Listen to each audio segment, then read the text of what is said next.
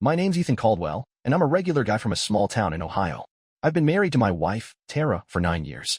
We've had our ups and downs, sure, but I always figured we were strong enough to handle whatever life threw at us. Lately, though, things have been tough. I lost my job at the auto parts factory 10 months ago when they shut the place down, and since then, I've been scrambling to keep us afloat. I've taken up driving for one of those rideshare apps, doing some handyman work on the side, fixing leaky faucets, patching drywall, whatever pays. It's not much, but it keeps the lights on. Or at least, I thought it did. Last week was Tara's 32nd birthday, and despite our money troubles, I wanted to make it special. She'd been dropping hints about this upscale Italian joint in the city, Bella Vita, for ages, fancy pastas, candlelit tables, the whole deal. I'd been stashing away cash wherever I could, skipping my morning coffee runs, selling off my old baseball card collection online, stuff I'd held on to since I was a kid. I even parted with my dad's old hunting rifle, which stung more than I'd admit. All told, I scraped together $700. It was every last dime we had to spare, but I figured Tara deserved something nice after all the strain we'd been under. My dad, George, has been sick lately too, which hasn't helped. He's 70, living on his own since Mom passed 5 years back. He's got a bad heart, and the doctors keep saying he needs to slow down, but he's stubborn as a mule. I try to check in on him when I can, but between juggling gigs and keeping Tara happy, I've been stretched thin. Tara and Dad never really got along. She always said he was too gruff, too set in his ways, but I thought we'd all found a way to coexist. The night of Tara's birthday started out like a dream. I told her we were going to Bella Vita, and her face lit up like a kid on Christmas morning. She put on this red dress that hugged her in all the right places, did her hair up in a way I hadn't seen in years. Man, she looked stunning. The restaurant was everything I expected. Soft music, waiters in crisp white shirts, and plates so small you'd think they were joking. But Tara was smiling, sipping her wine, and for a little while, I felt like maybe we were okay. Then it all went sideways. About halfway through dinner, her phone buzzed on the table. She glanced at it, frowned, and said she had to take a call, something about a project at work. She's a receptionist at a real estate office, so I didn't think twice. Work calls happen, right? She stepped away, and I sat there picking at my overpriced ravioli, waiting. After a few minutes, I figured I'd check on her. Our main course was almost done, and I wanted to ask if she'd rather have tiramisu or some fruity dessert thing for later. I got up and wandered toward the back of the restaurant, near the bar where it was quieter. That's when I heard her voice, low and sharp, coming from around the corner. She was tucked behind a big potted plant, phone pressed to her ear, talking like she didn't want anyone to hear. I was about to say her name when her words hit me like a punch to the gut. "He's such a loser," she said, her tone dripping with venom. "He blew all our cash on this ridiculous dinner, thinking it's going to fix everything. Don't worry, though, once his old man croaks, we'll sell that dump of a house, and I'm out of here. I've got Rick waiting." I froze. My heart started pounding so hard I could feel it in my throat. She kept going, said I was holding her back, that she couldn't stand living like this anymore, that Rick, some guy from her office, I'd later learn, made her feel free. She laughed, this cold, bitter laugh, and said something about how pathetic it was that I thought a fancy meal could save us. Every word was a knife, twisting deeper. My first thought was to storm over there, yank the phone out of her hand, and demand answers. But I didn't. I don't know why. Maybe I was too stunned. Maybe I needed to hear more. So I slipped back to the table, my legs shaky, and sat down just as the waiter dropped off our plates. 2 minutes later, Tara strolled back, all smiles, apologizing for the work emergency. I nodded, forced a grin, and asked how her coworker was doing.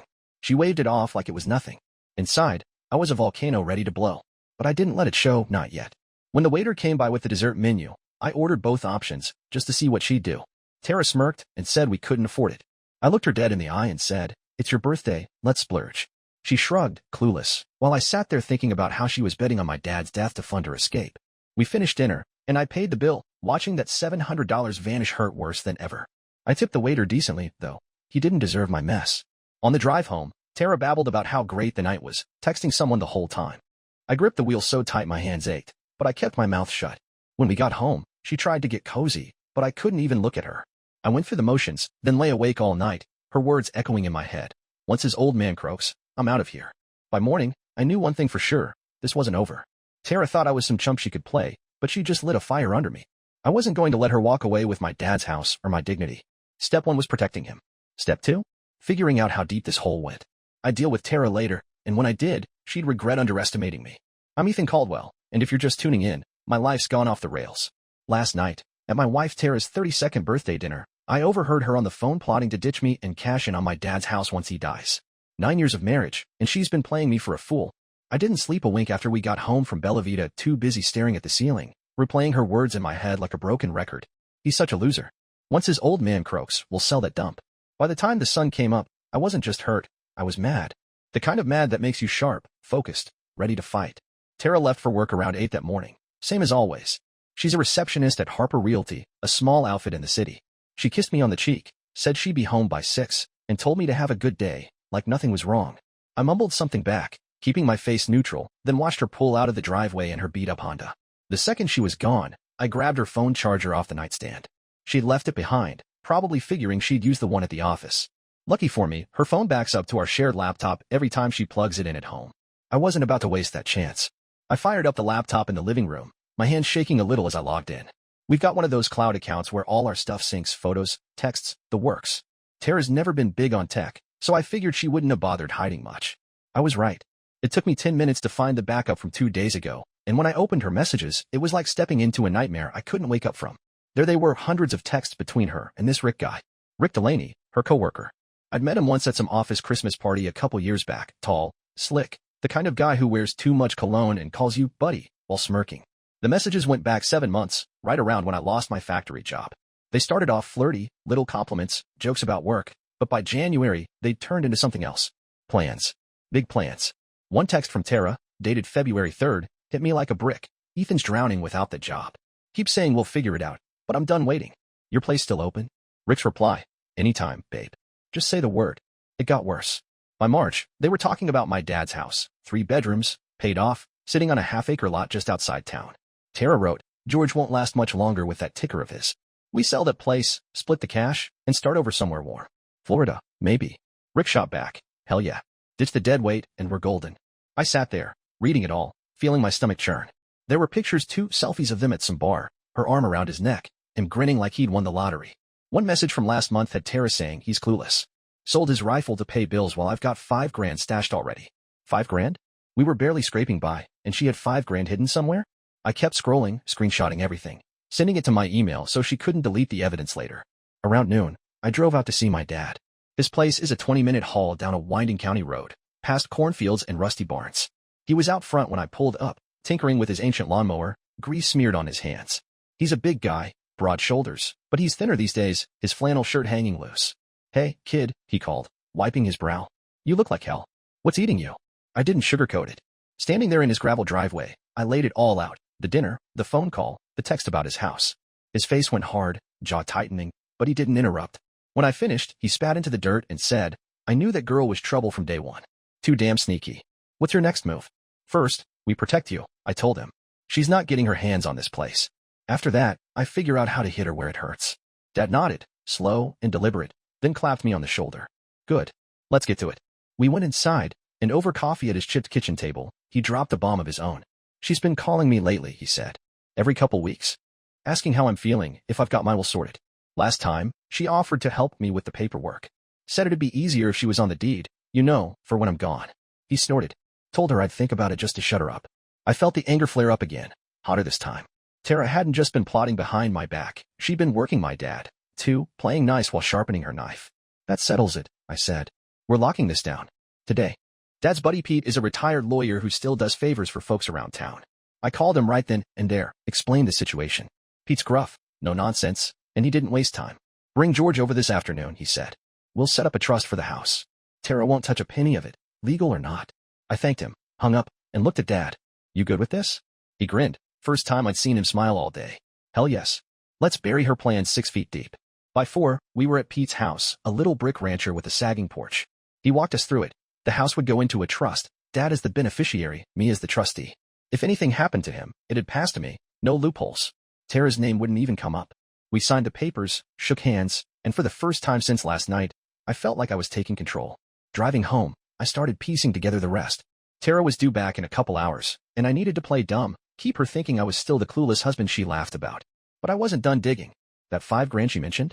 I'd find it. And Rick? He'd regret ever crossing me. This wasn't just about saving Dad's house anymore. It was about making sure Tara's house of lies came crashing down. I'm Ethan Caldwell, and I'm in the middle of the fight of my life.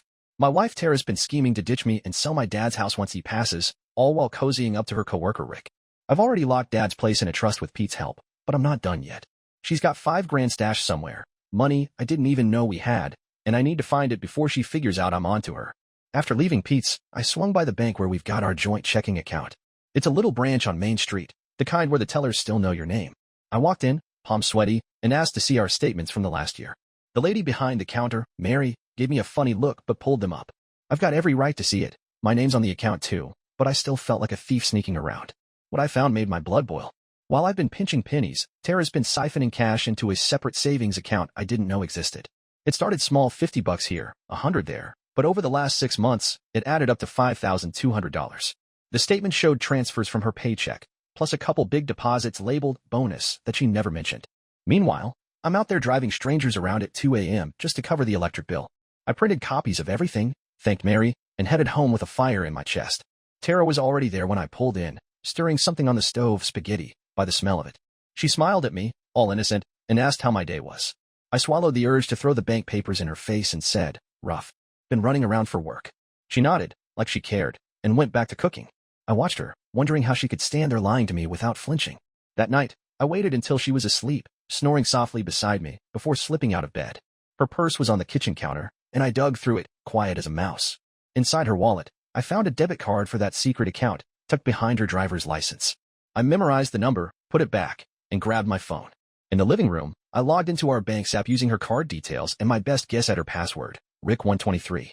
It worked on the second try. There it was, $5,200, sitting pretty, untouched. She hadn't moved it yet. I didn't take a dime, not yet. This was a community property state, so half was legally mine, but I needed a plan, not a rash move. Instead, I screenshotted the balance and logged out. Then I went through her purse again, finding a crumpled receipt from a bar called the Rusty Nail, dated 2 weeks ago. It was for 2 drinks, whiskey and a martini. Tara doesn't drink whiskey, but I bet my last dollar Rick does. I stuffed the receipt in my pocket and went back to bed, lying there wide awake, plotting. The next morning, I called my buddy Nate.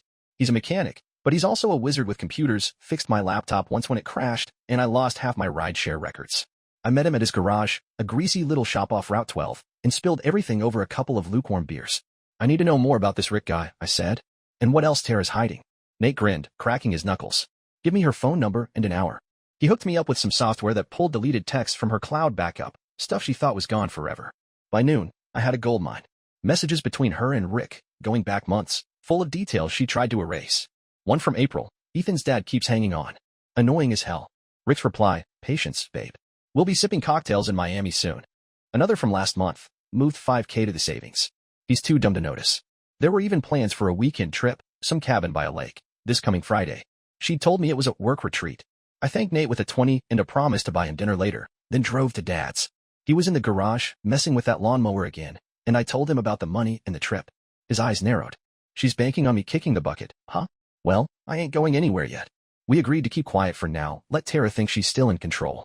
But I had one more stop, the bar on that receipt. The Rusty Nail was a dive, sticky floors, neon signs flickering over a pool table.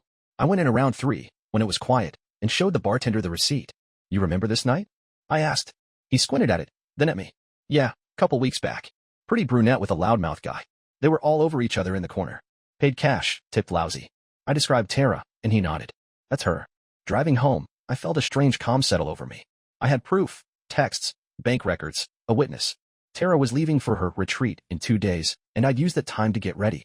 Step 1 was already done. Dad's house was safe. Step 2 was securing my half of that money. Step 3? Making sure she and Rick paid for thinking they could walk all over me. I wasn't the loser she thought I was, not anymore. I'm Ethan Caldwell, and I'm done playing the fool. My wife Tara's been plotting with her coworker Rick to ditch me and cash in on my dad's house once he's gone. I've got proof now, texts, bank records, even a bartender who saw them together. She's got $5,200 hidden in a secret account, and she's leaving tomorrow for a fake work retreat that's really a getaway with Rick. I've protected Dad's place in a trust, but I'm not stopping there. It's time to turn the tables. Thursday morning, Tara was all chipper, packing a duffel bag in our bedroom.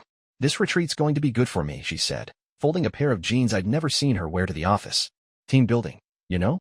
I nodded, leaning against the doorframe, sipping coffee to hide the smirk I wanted to let loose. "Sounds fun. Where's it at again?" She hesitated, just a second, then said, "Some lodge up near Lakeview. Couple hours north." I knew she was lying. Those deleted texts mentioned a cabin by Clearwater Lake, 50 miles west. But I played along. "Well, enjoy. I'll hold down the fort." She left for work an hour later, promising to head straight to the retreat after her shift. The second her car was out of sight, I sprang into action. First stop was the bank. I walked in with those printed statements and the debit card number from her secret account. Mary was there again, raising an eyebrow when I asked to transfer half the money, $2,600, to a new account in my name only. "You sure about this, Ethan?" she asked. It's all legal, I said, showing her the law on community property. Half's mine, right? She shrugged, typed it up, and by 10, I had my share safe. I left $2,600 in Tara's account, enough to keep her from noticing right away. Next, I called my cousin Jake. He's a tow truck driver, big guy with a beard like a lumberjack, and he owes me a favor from when I helped him move last year. I met him at a diner off the highway, sliding into a booth with cracked vinyl seats. Over greasy burgers, I laid out the plan. Tara's cheating with some jerk named Rick. They're headed to Clearwater Lake tomorrow in her Honda.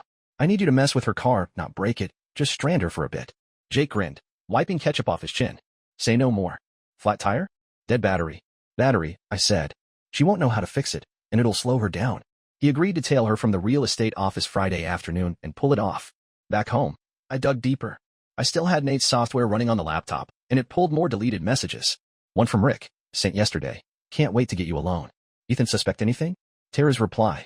Not a chance. He's too busy moping about his dad. Another text mentioned meeting at a gas station on Route 9 before heading to the cabin. Perfect. I'd have Jake hit her there. I also found an email from Tara to her sister, Lisa, dated a month back. Ethan's falling apart. Once George goes, I'm free. Don't tell Mom yet. Lisa wrote back. You sure about this? Sounds cold. Tara's response. He's had his chance. So Lisa knew something good to know. That night, Tara called from work, saying she'd be late finishing up before the trip. I kept my voice light, told her to drive safe. After hanging up, I packed a bag of my own, just essentials, clothes, my tools. I wasn't moving out yet, but I wanted to be ready. Then I drove to Dad's. He was watching a ball game in his recliner, a beer in hand, looking better than he had in weeks. I filled him in the money, the car plan, the email to Lisa. He shook his head. She's a piece of work, that one. What's next? I'm hitting her where it hurts, I said. She thinks she's got this all figured out, but I'm about to flip the script. Dad leaned forward, eyes sharp. You going after that Rick fella too? I nodded. He's part of it. Found his address in her contacts. Lives in a trailer park off County Road 6. Might pay him a visit. Dad chuckled. Give him hell, son. Friday morning, Tara left at dawn, kissing me goodbye like it was nothing. I waved from the porch, then texted Jake. She's on the move. He replied, got it. Gas station, 3 p.m. I spent the day tying up loose ends, moved my tools to Dad's garage, canceled a joint credit card we barely used, and printed every shred of evidence. By afternoon, Jake called. Done. Battery's out. She's stuck at the pump, cussing up a storm. I laughed for the first time in days. Thanks, man. Oh, you won. With Tara delayed, I had a window. I drove to Rick's trailer park, a rundown spot with gravel lots and sagging awnings. His place was easy to spot, blue pickup out front, just like Tara's text described. I didn't knock. Instead, I left a note under his windshield wiper. I know about you and Tara. Back off, or I'll make sure everyone else knows too. It wasn't much, but it'd rattle him. Then I headed home to wait. Tara called at 6, voice tight. Car's dead at the gas station. Can you come get me? I leaned back on the couch, feet up. Sorry, babe. Got a ride scheduled. Call AAA. She huffed, hung up, and I pictured her fuming next to that Honda, Rick probably on his way to play hero. Let him. Every move they made was digging their hole deeper. Tomorrow, I'd spring the trap, and they wouldn't see it coming. I'm Ethan Caldwell, and I've got my wife Tara right where I want her. She's been plotting with her coworker Rick to leave me and cash out my dad's house when he dies, but I've turned the game around. Dad's place is safe in a trust. I've snagged half her secret $5,200 stash, and yesterday, my cousin Jake killed her car battery at a gas station on her way to a fake work retreat with Rick. She's stuck, mad, and clueless that I'm pulling the strings. Today's the day I tighten the noose. Saturday morning, I woke up early, the house quiet without Tara's usual clatter. She texted late last night. Got a tow. Heading to the retreat now. Don't wait up. I didn't reply, let her think I was sulking. Instead, I made coffee, strong and black, and sat at the kitchen table with my stack of evidence. Bank statements, screenshots, that bar receipt. I'd even recorded her call last night on my phone, legal in Ohio, one-party consent. Her voice, sharp and annoyed, was gold. Ethan's useless. Car's dead, and he won't even help. Every word was another nail in her coffin. First thing, I called Dad. He picked up on the second ring, sounding chipper. Morning, kid. She's still gone. Yep, I said. Stranded herself yesterday, but she's at the cabin with Rick now. Time to move. He laughed, a rough, satisfied sound. Good. I'm meeting Pete today, making sure the trust's ironclad. What about you? Got a few surprises lined up, I told him. I'll fill you in later. He grunted approval, and we hung up. Next, I drove to Tara's sister Lisa's place. She lives in a duplex on the edge of town, a tidy little spot with flower boxes out front. Lisa's always been the decent one in Tara's family. Works at the library, keeps to herself. I'd never been close with her, but that email Tara sent her a month back, once George goes, I'm free, meant she knew something. I knocked, and she opened the door in a bathrobe, looking surprised. Ethan? What's up? I didn't beat around the bush. Tara's cheating with some guy named Rick. Planning to sell Dad's house when he dies. I've got proof. I handed her a folder, copies of the texts, the email she'd replied to. Her eyes widened as she skimmed it. Then she sighed, heavy. I told her it was messed up. She said you were dragging her down, but I didn't know it was this bad. Did she tell you about the money? I asked. Lisa frowned. What money? $5,000, hidden in a secret account. While I'm busting my ass driving strangers around. She shook her head. I leaned in. I'm ending this, Lisa. Divorce papers are coming. Just wanted you to know the truth before she spins it. She nodded, slow. Thanks for telling me. I won't help her worm out of this. That was all I needed. Lisa wouldn't be her safety net. I left her standing there, folder in hand, and drove off feeling lighter. Back home, I called Nate again. Need one more favor, I said. Can you track Tara's phone? He chuckled over the line. Easy. She's still got that cloud thing on. Give me 10 minutes. Sure enough, he texted me a location. Clearwater Lake. A dot on the map 20 miles from the cabin's address in her texts. She was there, with Rick, thinking she'd pulled it off. I thanked Nate, and got to work. I'd found a divorce lawyer online, cheap consultation, guy named Tom who worked out of a strip mall office. I called him, explained the situation, and emailed my evidence. You've got a solid case, he said, voice gravelly. Adultery, financial deceit, courts don't like that. I'll draft papers today, serve her tomorrow at the cabin. You want anything else? Yeah, I said. Make it hurt. He laughed. Noted. I'll add a note about the trust and her secret account, let her sweat. We set a time for me to sign Monday, and I hung up, satisfied. By afternoon, I was restless. I drove to Rick's trailer park again, just to scope it. His truck was gone, probably with Tara, but I spotted a neighbor, an older guy in a lawn chair, sipping a beer. I walked over, casual. Hey, you know Rick Delaney? He squinted at me. Yeah, loudmouth. Always got some girl around. Why? Just curious, I said. Heard he's trouble. The guy snorted. You got that right. Owes me $20 from a bet last month. I filed that away. Rick wasn't Mr. Popular. Good. That night, I cooked myself a steak, first real meal in days, and cracked a beer. Tara texted around 8. Retreat's great. How you holding up? I typed back, fine. Enjoy your team building. She sent a smiley face, and I almost threw the phone. Instead, I called Jake. She's at the cabin. Papers hit tomorrow. You in for one more play? Hell yeah, he said. What's the move? Meet me at Dad's in the morning. We're crashing her party. He laughed. Can't wait. I went to bed early, slept like a rock for once. Tomorrow, Tara and Rick would wake up to a reckoning. The divorce papers were just the start. I had a few extra tricks up my sleeve. She thought I was down and out, but I was about to show her what happens when you kick a man who's already on his knees. He gets back up swinging. I'm Ethan Caldwell, and today's the day my wife Tara's world falls apart. She's been sneaking around with Rick, planning to dump me and profit off my dad's death, but I've got her number. Dad's house is locked in a trust. I've taken half her secret $5,200 stash, and her car's been stalled to mess with her retreat at Clearwater Lake. Divorce papers are set to hit her this morning, and I'm not stopping there. She's about to learn I'm not the pushover she thinks. Sunday dawned cold and gray, clouds hanging low over town. I was up at 6, frying eggs and bacon, fueling up for what was coming. Jake rolled into Dad's driveway at 7, his tow truck rumbling like a beast. Dad was already out there, leaning on his cane, grinning like a kid about to pull a prank. Morning, boys, he said. Ready to give that snake what's coming? I nodded, swallowing a bite of toast. Papers get served at 9. We're heading up after, make sure she feels it. Jake clapped me on the back. Got a little surprise for her car, too. Borrowed a boot from the yard, city parking style. She ain't driving anywhere fast. I laughed, picturing Tara's face when she saw that. Perfect. Let's roll. We piled into Jake's truck, me, him, and Dad riding shotgun with his cane across his lap. The drive to Clearwater Lake was an hour, past frost-covered fields and sleepy gas stations. I filled them in on the plan. Papers first, then we show up, boot the car, and watch the chaos unfold. Tom, the lawyer, texted at 8:55. Courier's there. Papers delivered in 5. I pictured it, a guy in a cheap jacket knocking on the cabin door, Tara in her robe, confused, then pissed. At 9:03, my phone buzzed with her first call. I let it ring, then 3 more, all ignored. Text followed. What the hell is this, Ethan? Then divorce. You're insane. And call me now. I grinned at Jake. She's freaking out. Dad chuckled. Good. Let her stew. We pulled off Route 9 onto a dirt road lined with pines, the lake glinting through the trees. The cabin was a squat little place, cedar siding, with Rick's blue pickup and Tara's Honda out front. Smoke curled from the chimney, cozy, huh? Too bad I was about to ruin it. Jake parked 100 yards back, hidden by brush, and grabbed the boot. Give me 2 minutes, he said, jogging off. I watched him clamp it on Tara's front tire, quick and quiet, then hustle back. Done. She's grounded. My phone buzzed again, voicemail this time. Tara's voice, shrill. Ethan, you can't do this. I don't know what you think you found, but you're wrong. Call me. I saved it. More evidence. Then we walked up, casual as you please.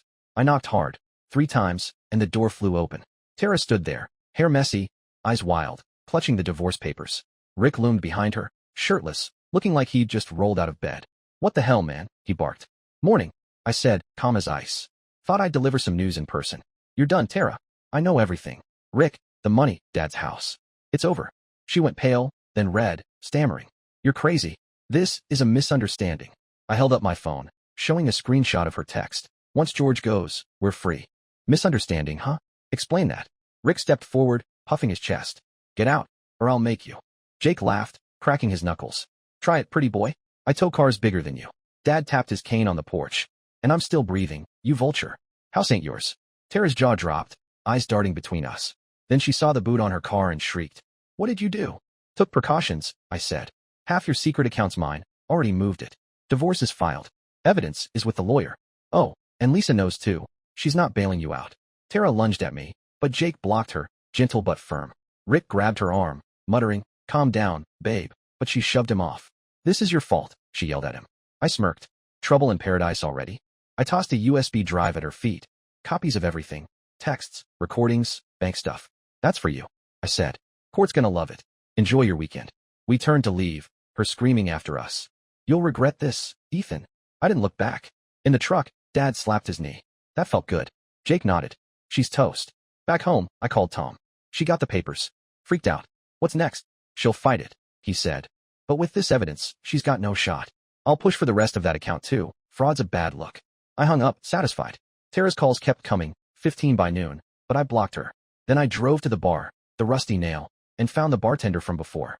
That couple I asked about, I said, sliding him a 10. They in trouble? He grinned. Hope so. Guy's a jerk. I left him with a nod, another witness if I needed one.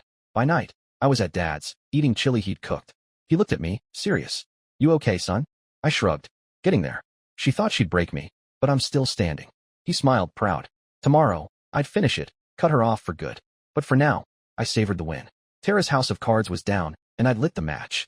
Here's Chapter 7, the final chapter of Ethan Caldwell's story.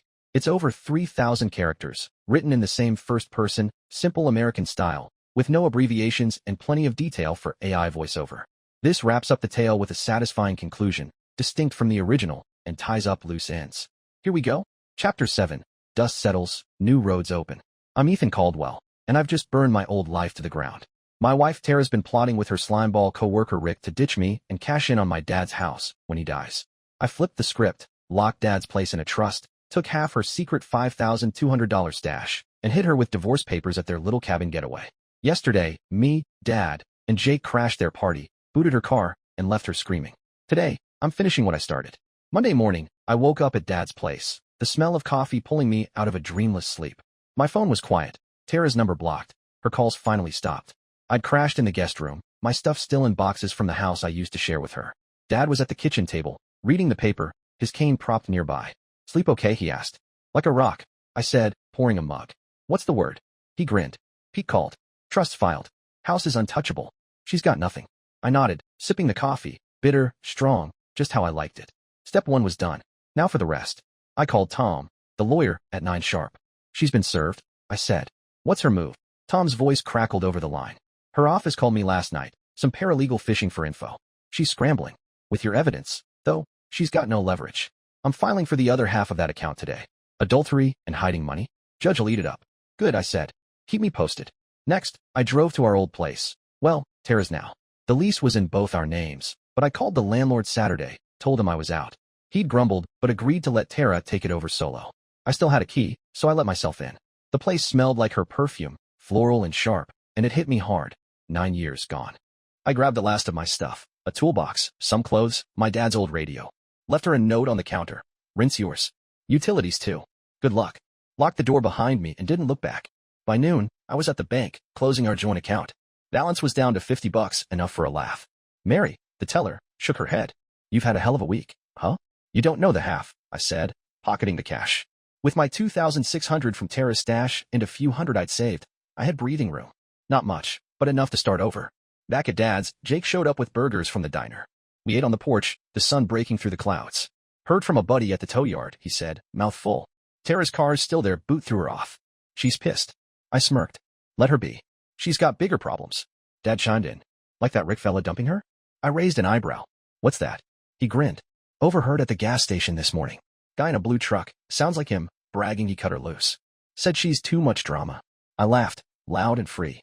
Rick bailing was icing on the cake. Tara's text to him, all that babe, in Miami talk, and he dished her the second it got messy. Couldn't have scripted it better. After lunch, I called Lisa, Tara's sister. She reach out? I asked. Lisa sighed. Yeah, showed up here last night, crying, saying you ruined her life. I told her she did that herself. Send her packing. Appreciate it, I said. You're all right, Lisa. You too, Ethan. Sorry it went down like this. That afternoon, I applied for a job, mechanic's assistant at Nate's garage. Pays decent, hours steady, and I'd be working with my hands again, not ferrying drunks around. Nate vouched for me, said I'd start next week if it panned out. Felt good, like a real step forward. Then I drove to the Rusty Nail, the bar where Tara and Rick had their little dates. The bartender recognized me. Your girl in trouble yet? He asked, pouring me a beer. Big time, I said. Divorce hit her yesterday. She's done. He whistled. Karma's a bitch. I clinked my glass to his. Sure is. By evening, Tom called. She's contesting, but it's weak. Claims the money was gifts from family. No proof, though, Judge toss it. We're set for a hearing next month, but you're golden. I thanked him, hung up, and joined Dad for dinner, steak and potatoes, his specialty. We ate quiet, the weight of the week settling. Proud of you, son, he said finally. Took guts. I shrugged. Had to. She crossed the line. Later, I sat on the porch, beer in hand, watching the stars pop out. Tara was a ghost now, stuck with a lease she couldn't afford. No secret cash, no Rick, no family to lean on. Word around town was she'd taken a motel room, job on the rocks after skipping that retreat. I didn't feel sorry, not after her loser cracks and plotting against Dad. She'd gambled and lost. Me? I wasn't broken. Sad, sure, 9 years is a chunk of life, but I had Dad, Jake, a new gig coming, and $2,600 to rebuild. Maybe I'd fix up my old truck, take a fishing trip. The future was mine again, not hers. I finished the beer, went inside, and slept deep, dreaming of open roads instead of locked doors. Tara thought she'd bury me, but I climbed out, and I wasn't looking back.